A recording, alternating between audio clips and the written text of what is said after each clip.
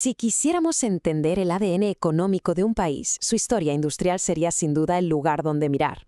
Y la de España, la verdad, es una historia fascinante, llena de arranques tardíos, sí, pero también de milagros económicos y transformaciones de vértigo. Vamos a sumergirnos en ella. Bueno, para empezar a entender la industria española hay que tener clara una cosa. Todo gira en torno a una gran paradoja. Son, digamos, dos rasgos que la definen por completo y que a primera vista parece que chocan entre sí. Y aquí están. Estas son las dos caras de la moneda. Por un lado, ese arranque tardío, que, claro, puso a España en una especie de carrera perpetua para no quedarse atrás del resto de Europa. Y por otro, un crecimiento muy desigual, que acabó creando una España de dos velocidades.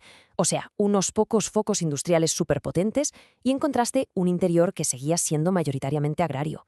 Esta tensión, esta dualidad, es la que va a explicar casi todo lo que vamos a ver a continuación. Así que, claro, con este punto de partida, la historia industrial española se convierte justo en eso, en una carrera de fondo.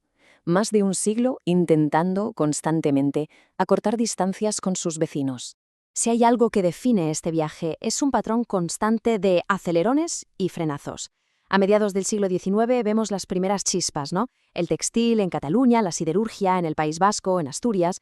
Luego, entre 1900 y 1930, llega un primer boom, en parte gracias a la neutralidad en la Primera Guerra Mundial.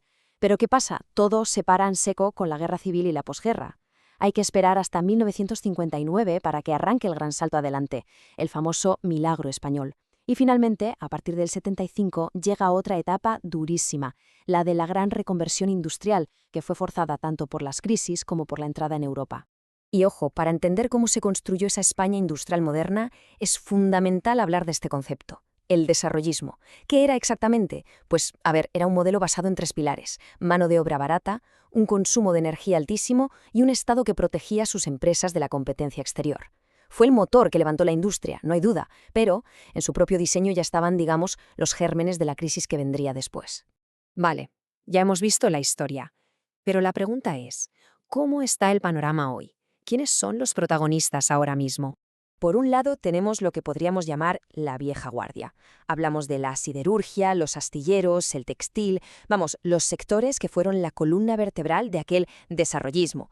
Pero claro, la apertura al mundo y la competencia global, sobre todo desde países con costes mucho más bajos, les dieron un golpe durísimo. Y en la otra esquina del ring, por así decirlo, están los nuevos pesos pesados. El sector del automóvil, que es un auténtico gigante exportador, el químico y farmacéutico, el potentísimo sector agroalimentario y, claro, cada vez con más fuerza, todas esas industrias que miran directamente al futuro, las energías renovables, la biotecnología. Ellos son los que están escribiendo el nuevo capítulo. Y claro, en esa historia no podemos olvidarnos de un protagonista con un ascenso y una caída casi de película: la construcción. La cita es demoledora porque lo clava. El sector estaba sobredimensionado, creció de forma descontrolada, no tanto para construir lo que se necesitaba, sino por pura y dura especulación. El resultado fue una burbuja que, como todos sabemos, tuvo un final explosivo. ¿Se acuerdan de esa idea del crecimiento desigual que mencionamos al principio? Bueno, pues resulta que no es algo del pasado, para nada. De hecho, ha esculpido, literalmente, el mapa industrial del país. Entonces, la pregunta es casi obligada: ¿dónde está realmente la industria española? Si tuviéramos que coger un lápiz y dibujar un mapa de la industria en España, ¿cómo sería? Pues aquí lo tenemos. Este mapa es la prueba del algodón, la prueba visual de esa economía dual de la que hablábamos. Primero, fíjense en los dos grandes centros neurálgicos, que saltan a la vista: Madrid y Barcelona. A partir de ahí se dibujan dos grandes corredores. Por un lado, el eje del Ebro, que conecta los polos del País Vasco y Cataluña. Por otro, todo el arco mediterráneo. Pero lo más revelador, sin duda, es el contraste. Si miramos al norte, a la cornisa cantábrica, vemos una zona industrial histórica, pero hoy en declive. Y sobre todo, fíjense en las inmensas áreas del interior, con una presencia industrial que es casi inexistente. Bien, con este panorama histórico y geográfico ya claro, la pregunta inevitable es: ¿y ahora qué?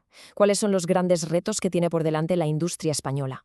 Este gráfico nos cuenta una historia muy interesante, con dos lecturas. La primera es la que ya nos suena: la desindustrialización. El empleo en la industria ha bajado, eso es un hecho. Pero, y aquí viene lo curioso, su peso en el PIB, en la economía total, se ha mantenido bastante estable. ¿Cómo es posible? Bueno, el secreto tiene un nombre: exportaciones. La industria española vende fuera más que nunca, y eso, la verdad, ha sido su gran salvavidas. Y si antes hablábamos de la caída de la construcción, este gráfico, bueno, es que es brutal. Pone las cifras sobre la mesa. En solo 7 años, fíjense, desde el pico de 2007, el peso de la construcción en la economía se desplomó. Pasó de representar casi un 11% a solo un 5%. O sea, se partió por la mitad. Esto da una idea muy clara del auténtico terremoto económico que supuso aquello y del gigantesco ajuste que tuvo que hacerse después. Así que, resumiendo, el panorama actual presenta varios desafíos clave. Por un lado, la doble competencia, la interna, con el auge del sector servicios, y la externa, con la famosa deslocalización, o sea, el riesgo de que las fábricas se vayan. Por otro lado, un reto estructural, la inversión en I+D, que todavía no está al nivel de las grandes potencias. Y por último, algo muy característico de la economía española, el tamaño de las empresas. Tenemos un tejido industrial con muchísimas pymes, que son importantísimas, sí, pero a las que lógicamente les gusta mucho más competir en el mercado global. Y todo esto nos lleva a la pregunta final, la que de verdad importa. Después de más de un siglo en esa carrera constante por ponerse al día, por alcanzar a los demás, ¿ha llegado el momento de que la industria española pase a liderar? ¿Pueden los nuevos polos tecnológicos, la revolución de las renovables, ser esa palanca para, de una vez por todas, cambiar el guión, para pasar de ser un país que recupera terreno a uno que lo conquista? Pues bien, la respuesta a esa pregunta se está escribiendo justo ahora.